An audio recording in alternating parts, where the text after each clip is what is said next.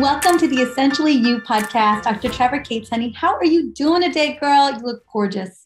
Thank you. I'm doing great.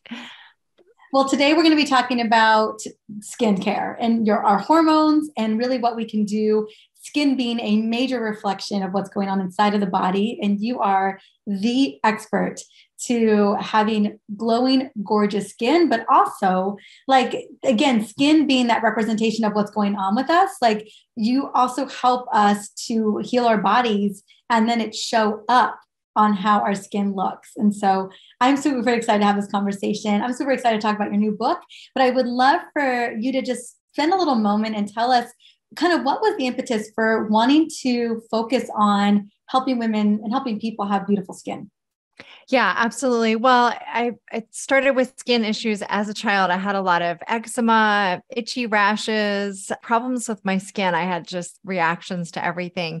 And I was not only miserable with all the itching and the discomfort, but also was embarrassed by my skin and always wanted to hide. And so it was a really tough time. And my parents took me to see a lot of different specialists, and I was given a lot of different medication and topical steroids and antihistamines and different things. And I had an adverse reaction or allergic reaction to everything that they gave me. But fortunately, they didn't give up looking. My parents kept searching for answers and they found a holistic practitioner that they took me to. And it's the one thing that really turned things around for me.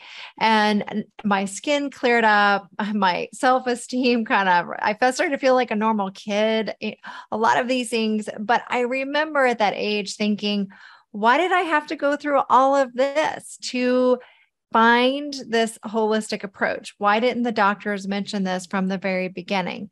And so it planted a seed early on in my life. And then later on, I learned about naturopathic medicine and decided to go that route.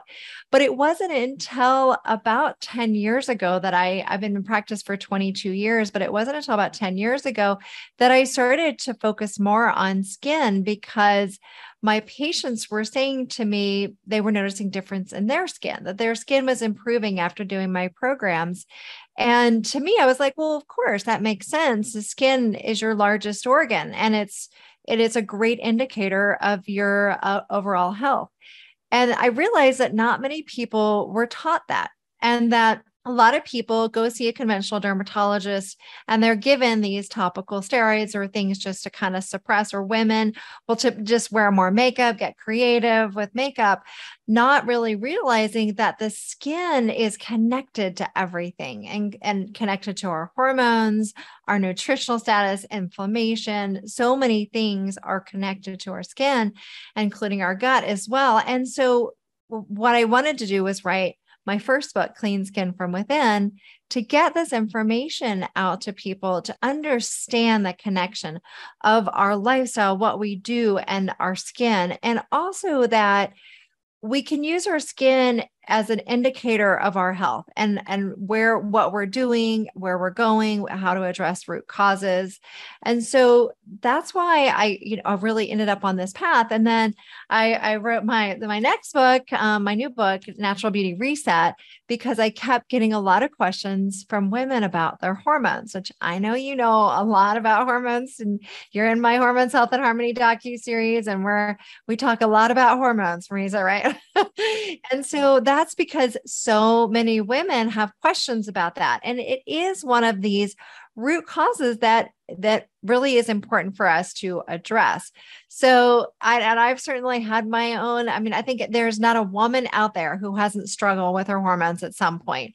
And a lot of those hormonal imbalances show up on our skin, acne, eczema, and melasma, a lot of different skin conditions that women have go back to our hormones. And I want to connect the dots there. Like you had said, a lot of us, especially in the conventional medicine world, we go to our dermatologist and we're given antibiotics or we're given some type of treatment, but we're not connecting the dots. We're not talking about gut health. We're not talking about endocrine health. We are just trying to fix that thing as if it's not connected to the other issue, the root cause issue, right, of what's going on inside of the body. And so I want to spend some time talking about the connection to our hormone changes and fluctuations or imbalances And then also probably one of the biggest root causes in relation to skin issues is going to be the gut and how that intertwines as well. Because, an example of this is my toddler.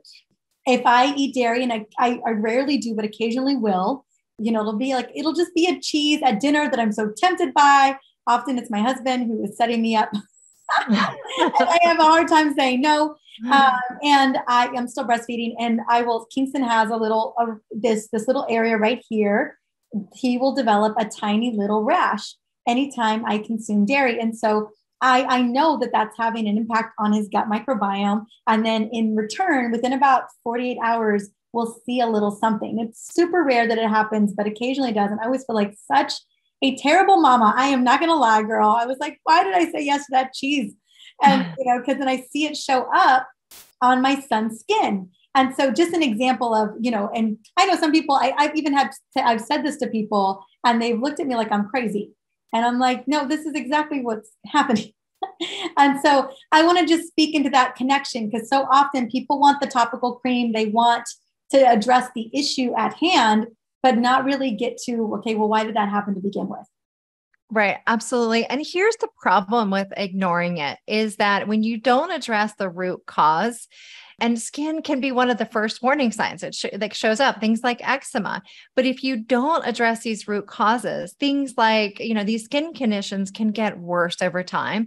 And then they can also lead to other health issues because you're not addressing the root cause. So for example, with eczema, I'm so glad that I discovered this path, and I'm so happy that your son has you, is that the thing is that I've seen in my patients is that they had eczema as a child.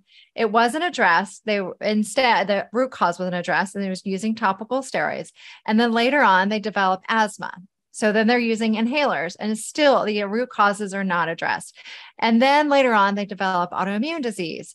And so it's really important to pay attention to these warning signs and address the root causes early on. And food is one of those things where you can sometimes get this immediate connection. You can really notice when you eat a food and then having issues, but not always. So sometimes it can take days, even 10 days for it to really show up or will continue to show up. So it's not always easy to make the connection, but there are certain foods that tend to be the big trigger foods, like dairy was one that you mentioned.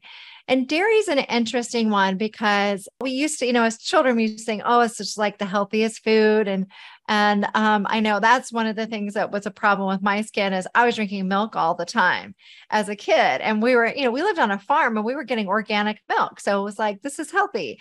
But the problem is that a lot of people are sensitive or allergic to dairy products.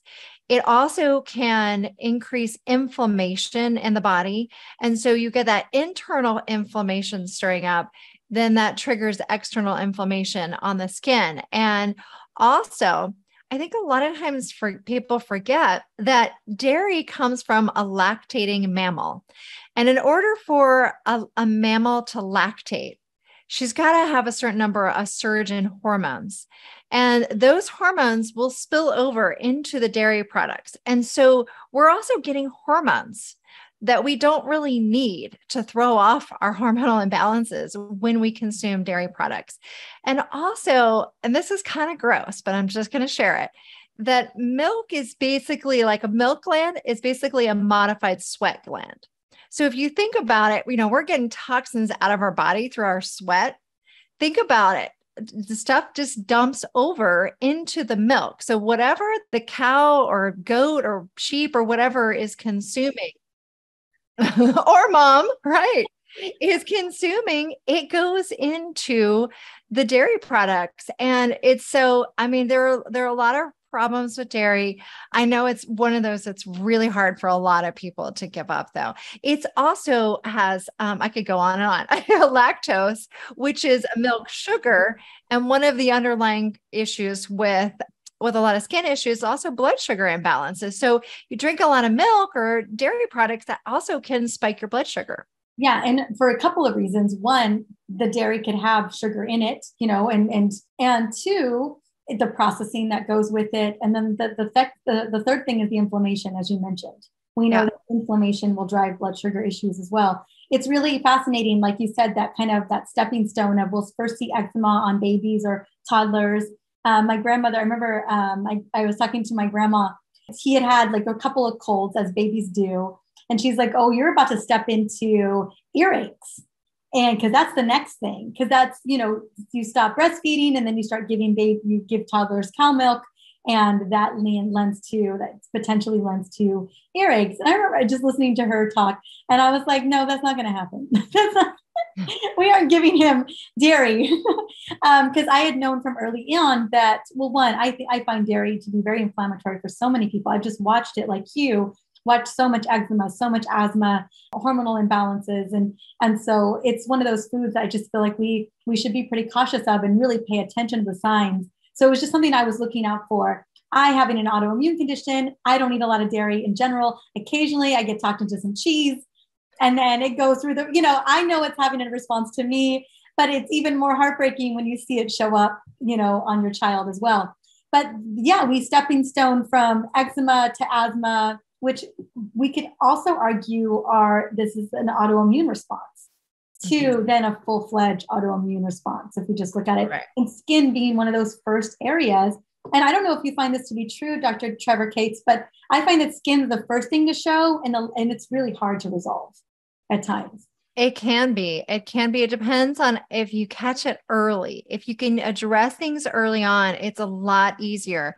And so if someone has acne or eczema or rosacea or melasma, if you can, these are just some of the more common ones, vitiligo, psoriasis, if you can address these early on when you start to see it show up, it's certainly a lot easier to address. But I mean, sometimes it's just a longer path for people if they get started a little bit later. But I mean, the good news is there are solutions. I think a lot of times that people go see their doctor, dermatologist, they're told, well, there's this cream, you might have to use it for the rest of your life. And which is unfortunate because there's really topical steroids, antibiotics, antihistamines, even Accutane and birth control pills for acne. These are really just Band-Aid approaches. And even in conventional dermatology, they're really only meant to be used short term,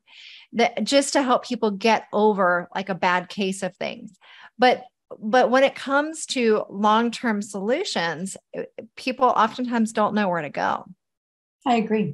Well, and they keep lending to using those short-term solutions because they haven't found a long-term solution.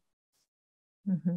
Yeah. Okay, talk to me about, let's go into the gut. I know we talked a little bit about dairy specifically, but I want to just talk about the gut in general and how it is a major player here. And straight up, you and I, we've seen a lot of gut issues over the years that then show up in psoriasis, in eczema, in acne, in just unhappy skin, Yeah, absolutely.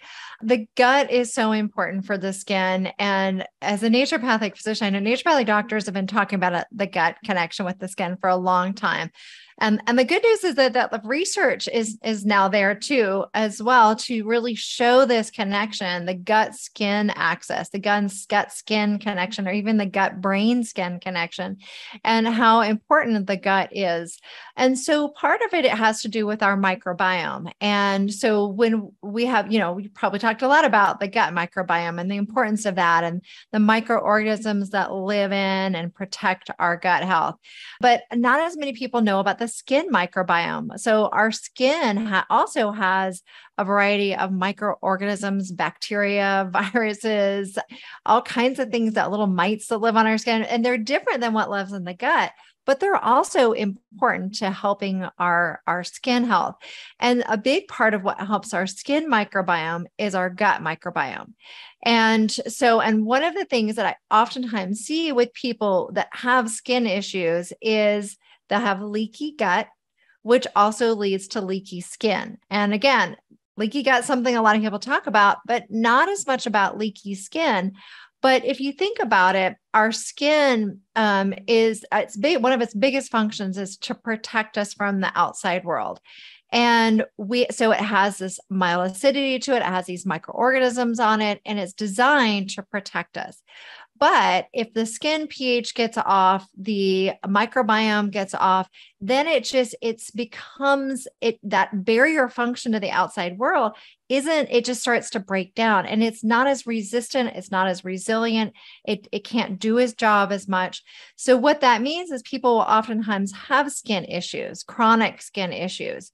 And also when people put products on their skin, if it contains toxins, they're going to be more likely to absorb more of these.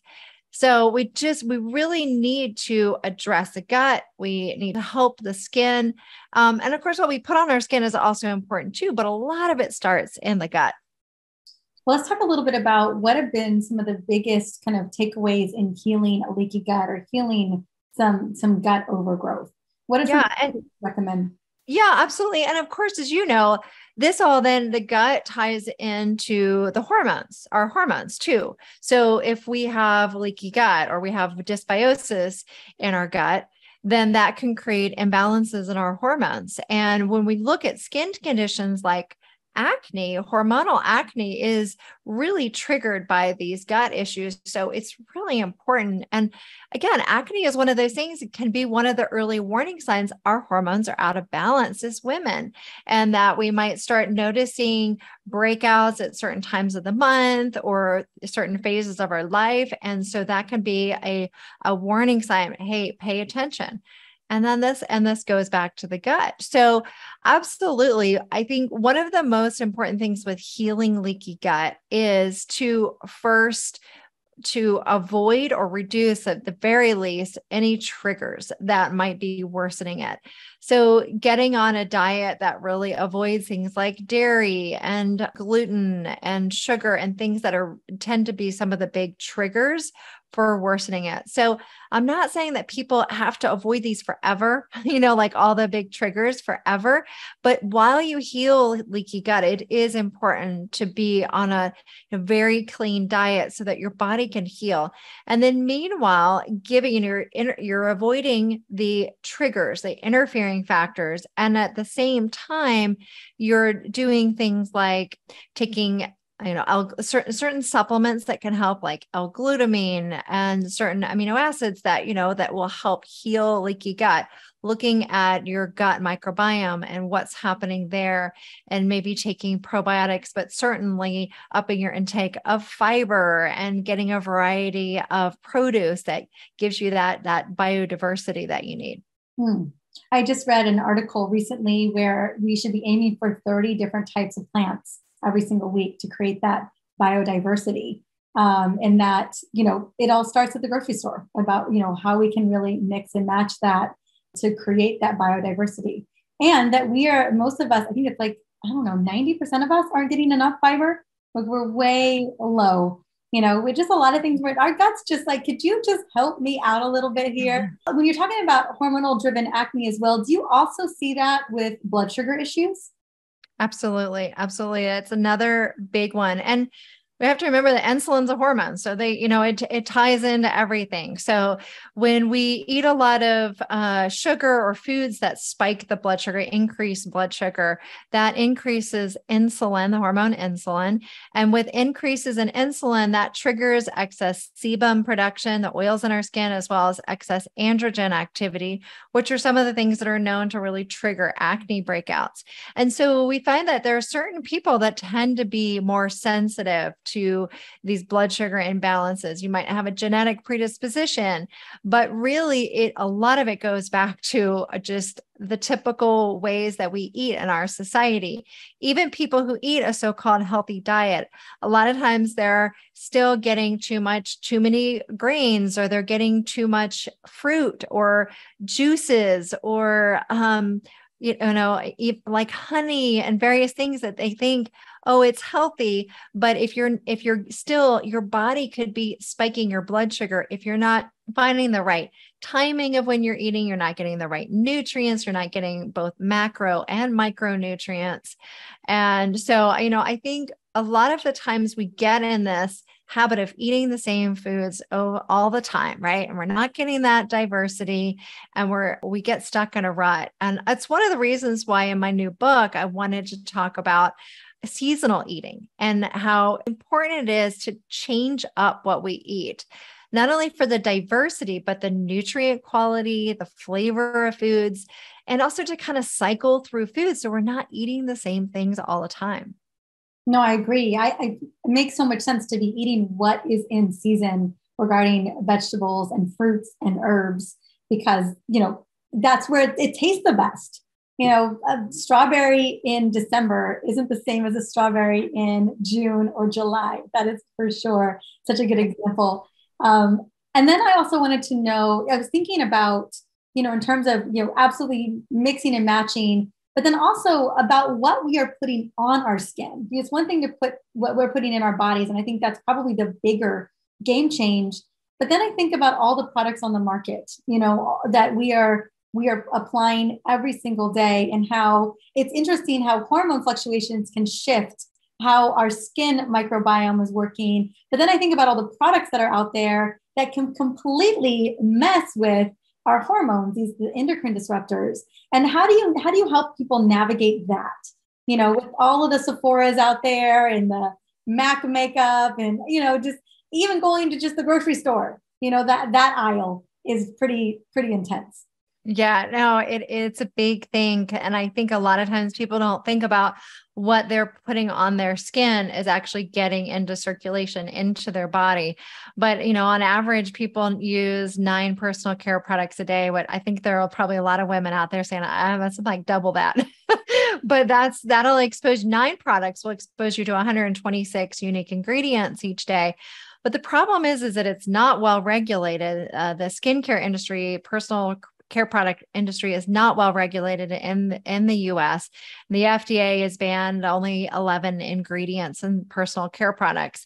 And a lot of the ingredients that are used in personal care products are known endocrine disrupting chemicals. So there's this whole group of chemicals that are known to interfere with our hormone function. And they've been connected to infertility, early puberty, thyroid disease, breast cancer, prostate cancer, weird and odd menopause symptoms can be related to these exposure, these endocrine disruptors. And it's one of the biggest things that, as a doctor, I continue to see more and more of these kind of unusual hormonal imbalances and the way that they present themselves. And I think so much of it has to do with our exposure more and more to these group of chemicals. And so the biggest thing is first to understand that this is, one of the ways you're getting it could be through your personal care products. And then also to just start trying to do your best to reduce. So when I talk to people about this, it's like, okay, what are some of the things that you're using on a daily basis? And the ones that you use, the products that you use every day, those are the ones that your body never gets a break from. So even though somebody, there might be manufacturers saying, oh, it's completely safe, there are no problems with this ingredient, but there are these connections with hormone disruption. And if our body never gets a break from it, we're getting this constant exposure. So start with the products that you use every day. Those are the most important. And then start looking at the ingredients, and you can start with a few ingredients, because I know it can be overwhelming, but you start with certain ingredients like fragrance. Fragrance is one that's in so many personal care products, cleaning products. It's just out there a lot. And there are a number of endocrine disrupting chemicals in fragrance. One of them is diethyl phthalate. It's used to help the scent last longer. So we want to try and switch to organic essential oils and fragrance free if we choose to go that route as well. And then also looking at, natural products. But here's the thing with natural products.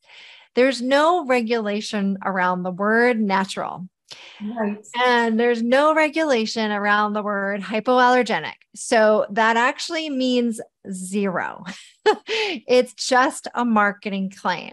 Now, if something says it's organic, there are some more regulations around that, but it only needs to contain a portion of the ingredients only need to be organic for it to be, say it contain organic ingredients.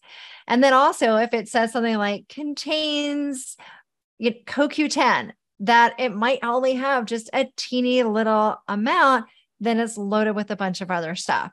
So it's important to not just look for the word natural, but to look for products that are truly made to be clean and non-toxic. So you can look at some of the labels of saying it, no fragrances, no parabens. That's some good things to look for.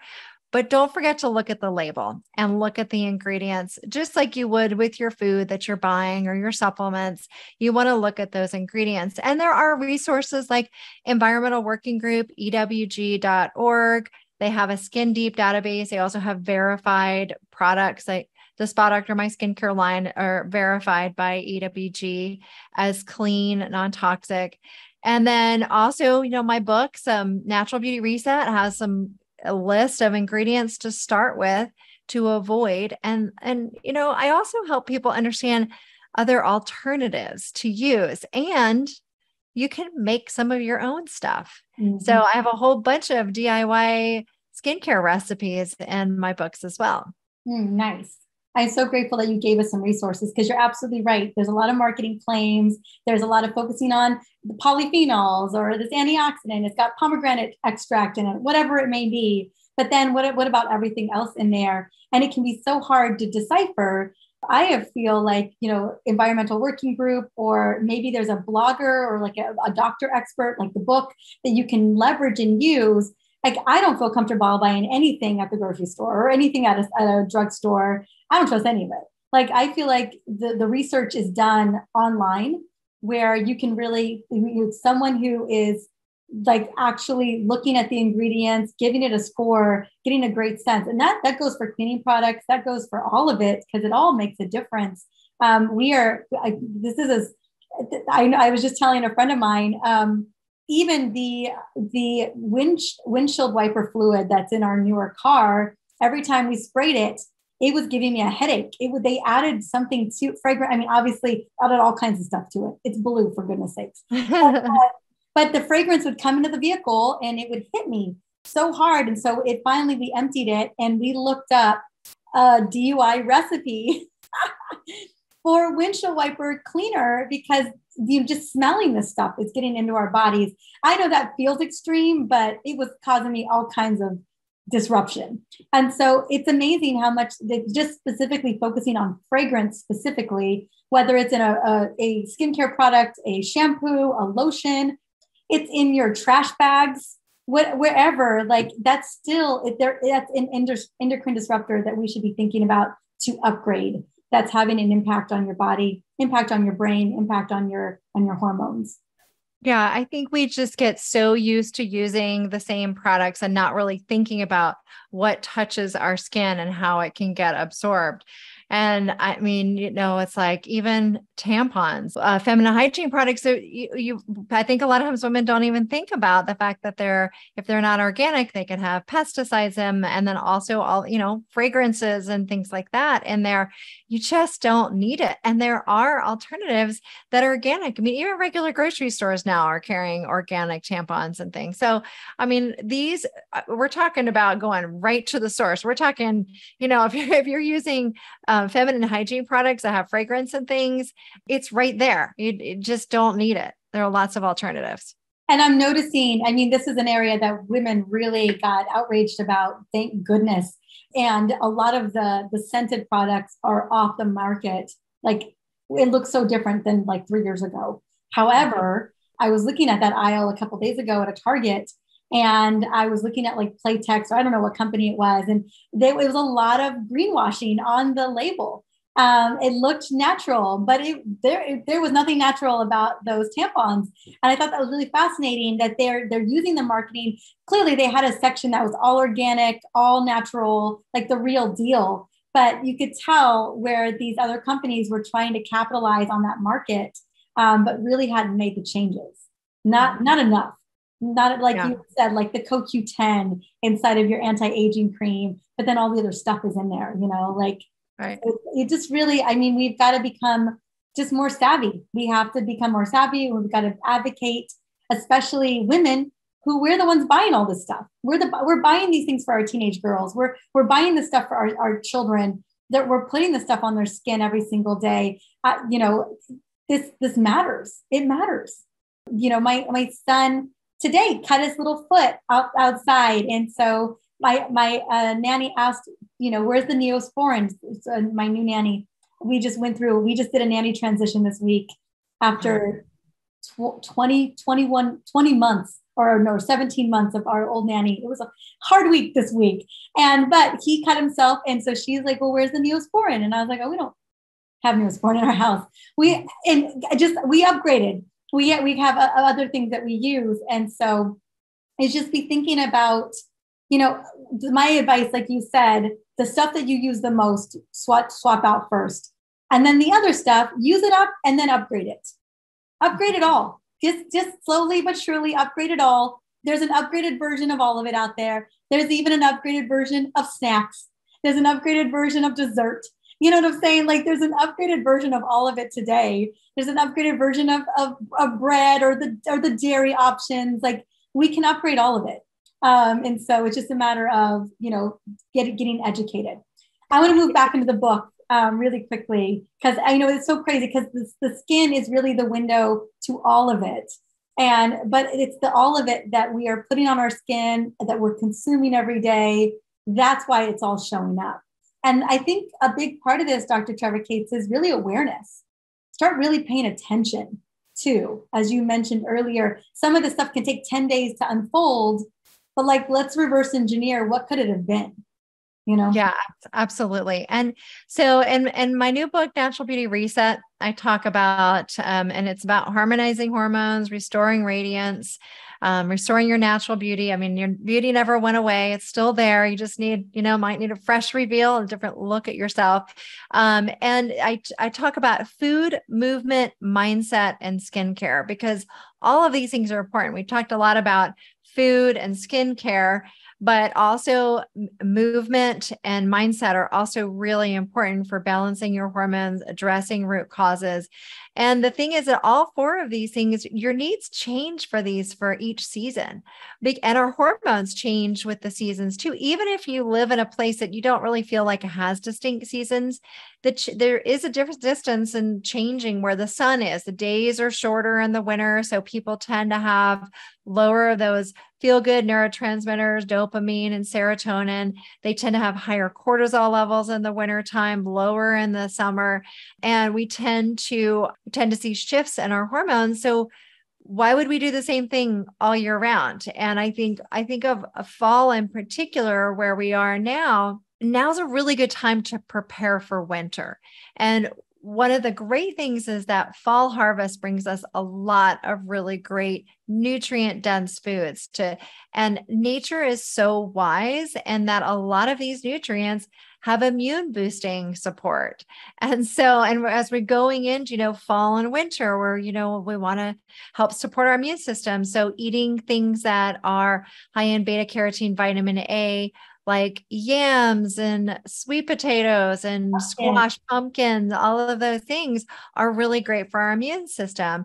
Vitamin C we can find in broccoli. And, I think a lot of times people just think of oranges, but, those types of things, we can actually get a nice dose of these things, and we're eating seasonally. We just get more of those. And then doing mindset practices that help us in the season that we're in, the movement. We may not be as motivated in the winter as we were in the summer. So kind of transitioning, mixing it up a little bit.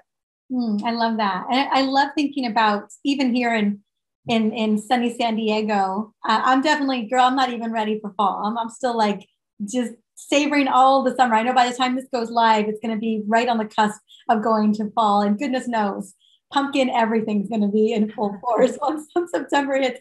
But yeah, I mean, thinking about especially women, gosh, talk about all the different ways that we're cycling and seasoning and changing. And there's a lot of things that are happening and shifting, but if we can just focus on those seasons as ways to really nourish our bodies, nourish our gut, and nourish our skin, I think we will feel more radiant, more glowy, maintain that youthful look that we're all really aiming, and really just taking care of our skin in general, whether it's I mean, we all want to look young, girl. Let's just be honest.